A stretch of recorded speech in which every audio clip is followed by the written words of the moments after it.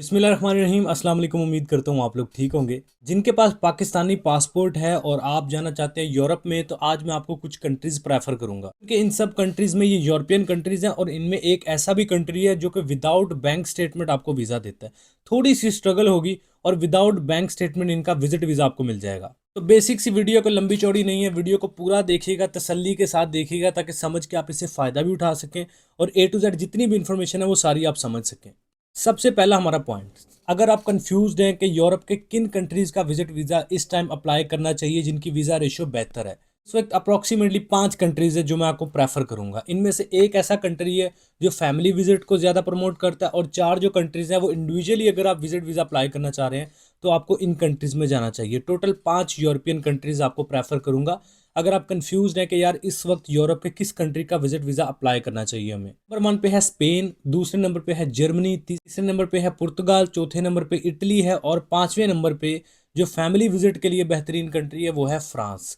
ये 5 कंट्रीज मैंने आपको प्रेफर किए। फैमिली विजिट के लिए जाना चाह रहे हैं तो फ्रांस जाएं। फ्रांस बहुत ज़्यादा फैमिली विजिट को प्रमोट करता है और 90% चांसेज है प्रॉपर आपने फाइल मेंटेन करके फैमिली विजिट अप्लाई की है, रिक्वायरमेंट्स पूरी हैं, तो 100% वीज़ा देते ही देता है फ्रांस। अगर आप इंडिविजुअली अप्लाई करना चाहते हैं विदाउट फैमिली, तो फिर आप स्पेन, जर्मनी, पुर्तगाल और इटली, ये 4 कंट्रीज हैं जो इस वक्त अच्छी वीज़ा रेशियो दे रहे हैं। अच्छा, अब एक और प्रॉब्लम यहाँ पे रहती है अपॉइंटमेंट्स की। तो कहते हैं यार हमने डॉक्यूमेंट्स भी रेडी कर लिए, सारा कुछ हमें पता है, अपॉइंटमेंट नहीं मिलती। देखो यार, अगर इस तरह सोचेंगे ना कि आज मैंने सोचा है हफ्ते में मैंने डॉक्यूमेंट रेडी कर लिए, दूसरे हफ्ते में मुझे अपॉइंटमेंट मिल जाए, तीसरे हफ्ते में मैं इटली पहुंच जाऊँ या जर्मनी पहुंच जाऊँ, तो ये कभी भी पॉसिबल नहीं होता। हर चीज़ को प्री प्लानिंग के साथ, अब देखें इटली के विजिट वीज़ा पाकिस्तान में हज़ारों की तादाद में लोग अप्लाई करते हैं हर साल, और उसमें से लगते भी हैं। इट्स मीन अपॉइंटमेंट मिलती है तो वो अप्लाई करते हैं, उनके वीज़े लगते हैं ना, लोग जाते हैं। अब आज आप देख लें, बहुत सैकड़ों की तादाद में इस वक्त इटली में मौजूद होंगे विजिट वीज़ा पे लोग, उनको अपॉइंटमेंट्स मिली हैं तो वो गए हैं पाकिस्तान से।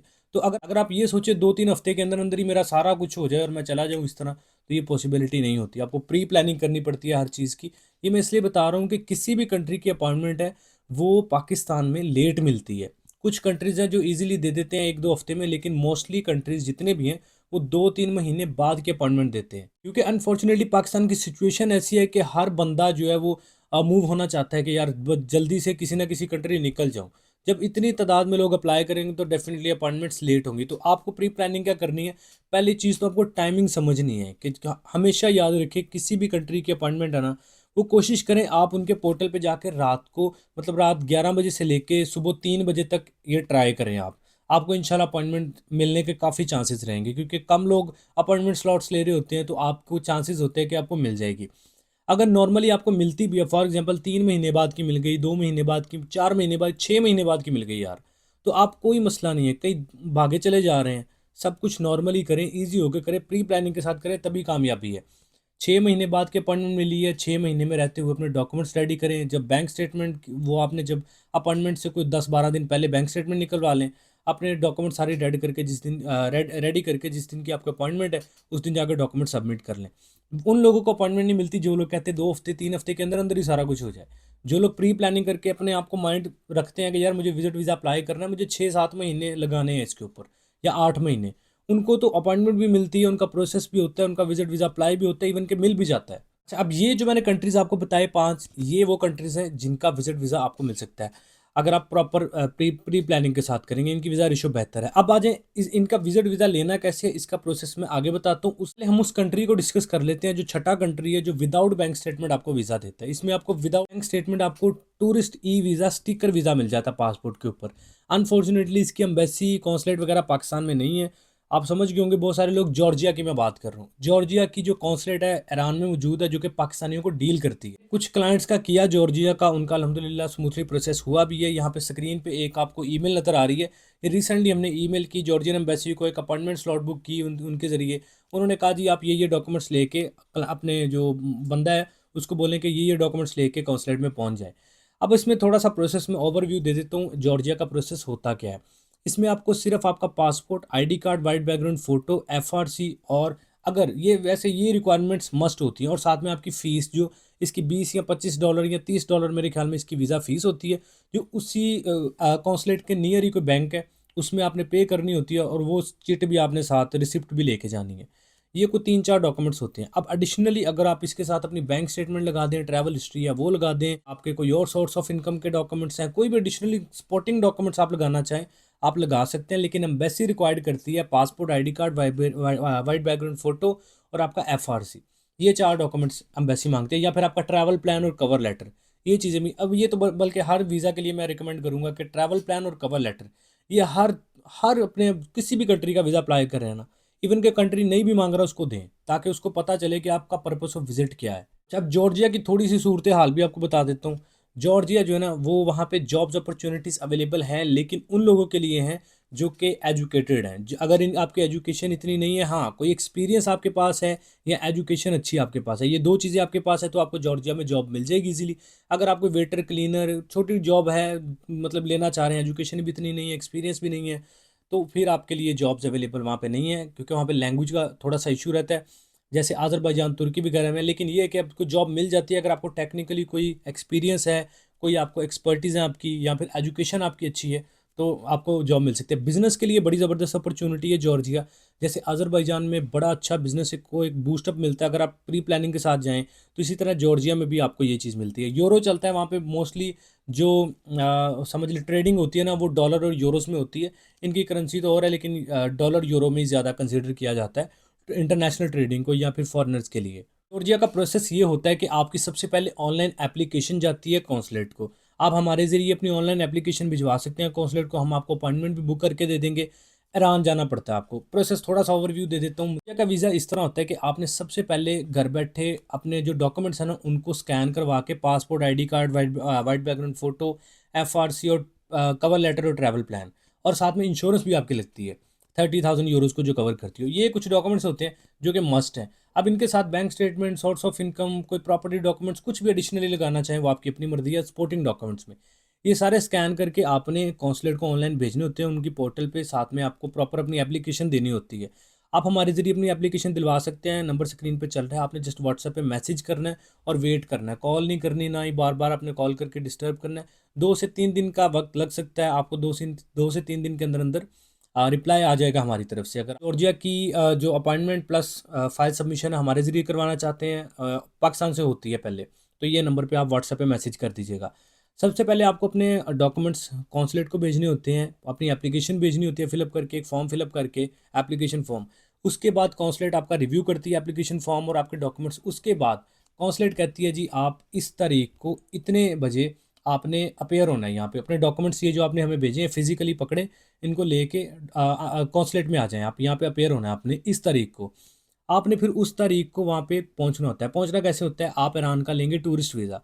ज़ियारती वीज़ा नहीं आपने लेना, आपको प्रॉब्लम होगी अगर आप बाय रोड ट्रैवल करना चाह रहे हैं, क्योंकि बाय रोड अगर ज़ियारती ईरान का आपके पास वीज़ा है, प्रॉब्लम होगी। वो कहेंगे जी काफ़िले के साथ आएँ, फिर हम आपको एंट्री देंगे। इंडिविजुअली आपको एंट्री नहीं मिलेगी। हाँ, टूरिस्ट वीज़ा है, आप बाय रोड जाएँ, बाय एयर जाएँ, जैसे मर्जी जाएँ, आपको ईजिली एंट्री मिल जाती है।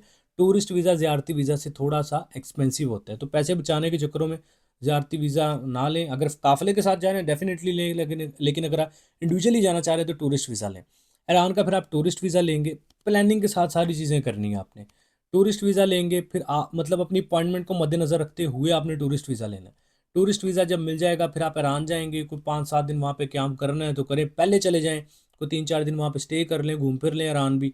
उसके बाद जिस दिन की अपॉइंटमेंट है उस दिन एम्बेसी में अपेयर हों, कौंसलेट में जॉर्जिया की कौंसलेट में अपेयर होने के बाद वो आपसे पूछते हैं आपने क्यों जाना है। आपने बताना होता है कि यार मेरे पास अज़रबैजान का ई वीज़ा है, मेरे पास ईरान का भी है, तो मैं चाह रहा हूँ कि चलें जॉर्जिया का भी साथ ही ट्रैवल कर लूँ। तो इस तरह ये एक अपने जो भी आपका यार अप टू यू है, आपका जो भी ट्रैवल प्लान है या जो भी आपने पर्पस ऑफ विजिट रखना है, वो आपने उनको बताना होता है कौंसलेट को। छोटा सा बेसिक सा इंटरव्यू होता है, क्या करते हैं, कितनी शो मनी लेके जा रहे हैं, कहाँ पे आपने रुकना है, होटल बुकिंग ले जाएँ, साथ टिकट बुकिंग ले जाएँ।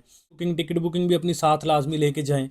और इसके अलावा आपसे पूछेंगे कि आप पाकिस्तान में क्या करते हैं, कितने दिन का स्टे है। उसके बाद जब आप अपना इंटरव्यू क्लियर करते हैं, आपके डॉक्यूमेंट्स कौंसलेट वाले पकड़ लेते हैं। वो कहते हैं जी 2 से 3 दिन के बाद आपको रिस्पांस मिल जाएगा, आपको हम ईमेल कर देंगे या कॉल कर देंगे, आप अपना पासपोर्ट ले जाइएगा। आप अपना पासपोर्ट और डॉक्यूमेंट्स वहाँ पे जमा करवाते हैं। 2 से 3 दिन के बाद कौंसलेट आपको कॉल करती है या ईमेल करती है कि अपना पासपोर्ट आके कलेक्ट कर लें। जब पासपोर्ट लेने जाते हैं, स्टिकर विद आपके पासपोर्ट पे लगा होता है, 30 दिन की वैलिडिटी होती है इसकी। और या सिर्फ वो लोग जाएं जो लोग थोड़े से कॉन्फिडेंट है, क्योंकि जब आप एयरपोर्ट पे पहुंचते हैं ना, जॉर्जिया के एयरपोर्ट पे, पाकिस्तानी पासपोर्ट देखने के साथ ही वो आपको साइड पे कर लेंगे।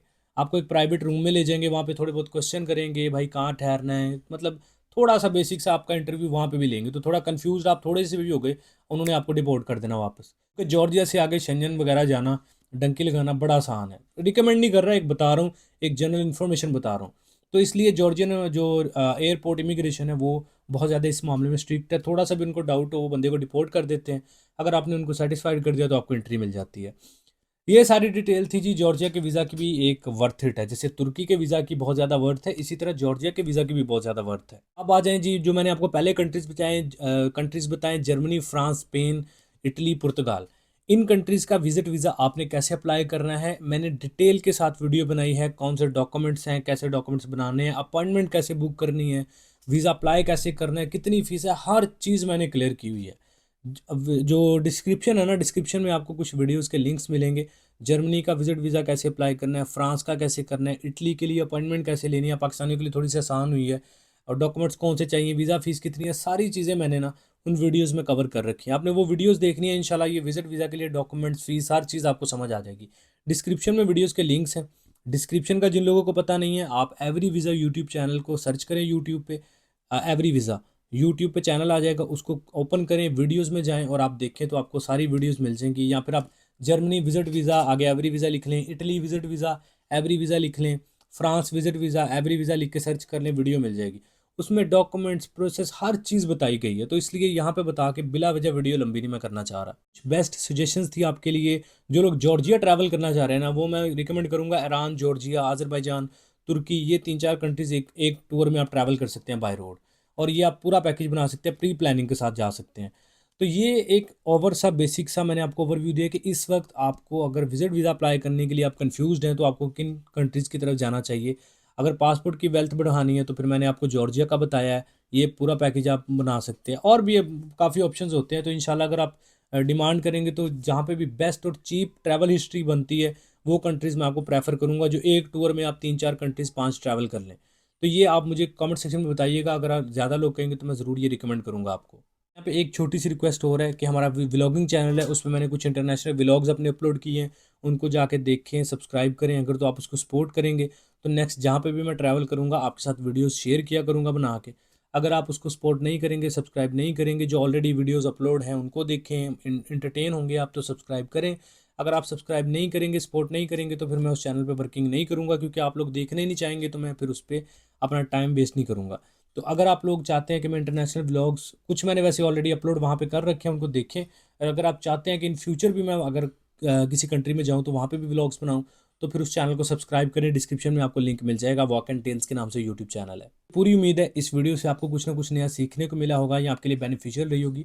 वीडियो पसंद आई है, कुछ नया सीखने को मिला है तो लाइक करें। चैनल पर पहली दफ़ा है एवरी विजय यूट्यूब चैनल को सब्सक्राइब करके बेल आइकन प्रेस करें। अपना बहुत सारा ख्याल रखें। मिलते हैं नेक्स्ट वीडियो में। टेक केयर, अल्लाह हाफिज़।